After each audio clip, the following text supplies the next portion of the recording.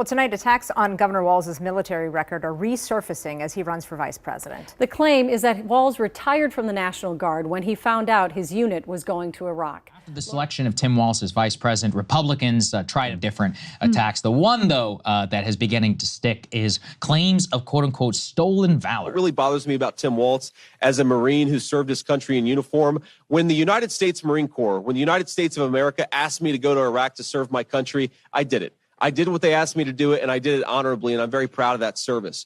When Tim Walz was asked by his country to go to Iraq, you know what he did? He dropped out of the Army and allowed his unit to go without him, a fact that he's been criticized for aggressively by a lot of the people that he served with. I think it's shameful to prepare your unit to go to Iraq, to make a promise that you're going to follow through, and then to drop Vice President J.D. Vance taking aim at Governor Walz's military record, and this video.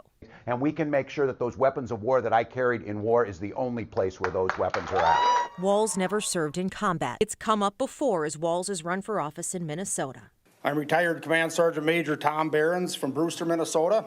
Tom Behrens accused Walz in 2018 and again in this 2022 news conference of bailing on his troops before they got sent to Iraq. He claims they knew as early as March 2005 their unit would be deployed, yet Walz chose to retire first. He knew damn well what was going to be going on, and that's why in May he was gone. And you're saying he found out before he's saying he found out. But whenever he found out, prior to his official leaving of the National Guard, he knew Iraq was coming, and he was telling you, I'll deploy, notwithstanding the fact that he had said already, I'm going to run for Congress. He's saying, I'll go with my unit. Oh, absolutely. And didn't. And he didn't. No, he didn't.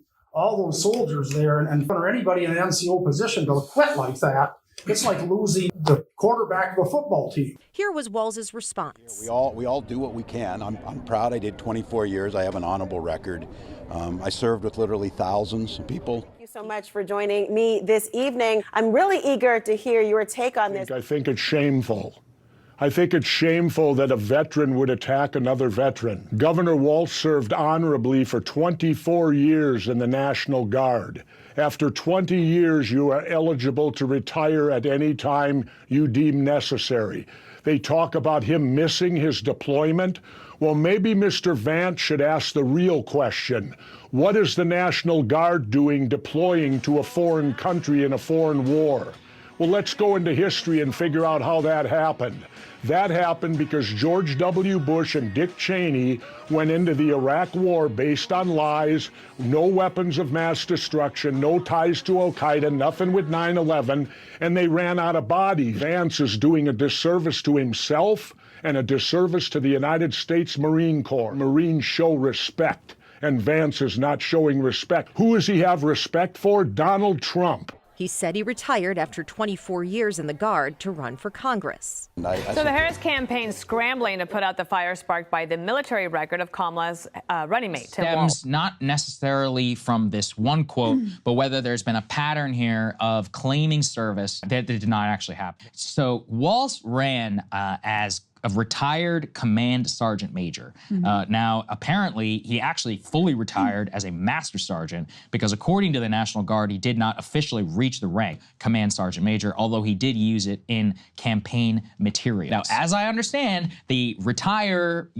claiming thing, that's a little bit of a problem. I do think he's definitely embellished his military service. And the weapons of war thing is straight up bullshit. He held up a sign where he said he was a veteran, and he ran as a veteran of Operation Enduring Freedom. I wasn't even in the military, even I know that's bullshit. So that's actually what I would say I find the most egregious. Trying to convince the American people when he's talking to veterans, quote, I stood in the dark of night on the tarmac in Bagram. That was in 2011 with a congressional delegation as opposed to 2021 in Afghanistan when it mattered. This guy is a liar. I think this is issues that should be brought up because you want to know what else he's not telling the truth about. It doesn't mean you don't respect him for serving 25 years. Which is why bringing up Walz's 24 years in the National Guard as a way out of this debate is BS. Stolen valor is almost entirely performed by people who have served. That's why vets hate it so much. It's about lying about service. Within a week of you being named on the VP ticket, the Democratic nominee changed. And You guys seem to be struggling a little bit with how to approach the new dynamic. Well, I think it's pretty straightforward, actually. We're running against a set of policies that I think have failed the American people. You're right, Dana, it is different. But what's different about it is that we're running against a different person who a lot of Americans just don't know. Kamala Harris really has been the one calling the shots. I mean, how could she not? I think Joe Biden doesn't really know where he is. Kamala Harris has been calling the shots. As who? Well, I think she has to have been, right? Because if she's not calling the shots, Dana, then who is? And the minute that he performed poorly in that debate and he became political dead weight, you have Kamala Harris and everybody else trying to throw him overboard. But was Kamala Harris in charge or was somebody else in charge? And that's a real issue. There's no evidence that Kamala Harris threw him overboard. But I want to move on to something that Governor Walz has called you and Donald Trump, and that is weird. Sure. And it is taken off. That it drives home how they're trying to distract from their own policy failures. I mean, look, this is fundamentally schoolyard bully stuff. They can accuse me of whatever they want to accuse me of. And I'm doing this because I think that me being vice president will help improve people's lives. But I think that it is a little bit of projection because they aren't comfortable with their policy positions for the American people. And so they're name calling instead of actually telling the American people how they're going to make their lives better. I think that's weird. They can call me whatever they want to. I think this election should be about who's going to solve the inflation crisis, who's going to make groceries and housing more affordable, who's going to secure that southern border. Kamala Harris's record is that she supported all the policies that made that problem worse, Dana. We're trying to say we're going to take the country in a different direction. Their entire campaign has not been about, here's our policy for how we're going to make your life better, or here's what's wrong with Donald Trump and J.D. Vance's policies. We're going to name call and hope that you don't notice that we don't have an agenda. That is the entire Democrat approach to this election. They have done both. They have both policies, and they are trying to define you as well. If you go to Kamala Harris's campaign page right now, they still don't have a policy. Well, let's talk about policy positions versus, about what they're going to do. But you have been on the campaign trail questioning Tim Walz's military record. Governor Walz served 24 years, more than the country asked of him. Do you honor his service? Well, of course, Dana, I honor his service. I criticized his retirement decision, and I criticized his lying about his own record. This is a guy who is captured on video saying, I carried a gun in war. He never went to war. I'm not criticizing Tim Walz's service. I'm criticizing the fact that he lied about his service for political gain. I've never lied about what I did or overstated it because it would be beneficial to me in an election. And yes, I do think it's scandalous behavior. You know, I've seen a lot of statements from veterans, including those you served with, saying it's just untoward to be criticizing somebody who served for 24 years.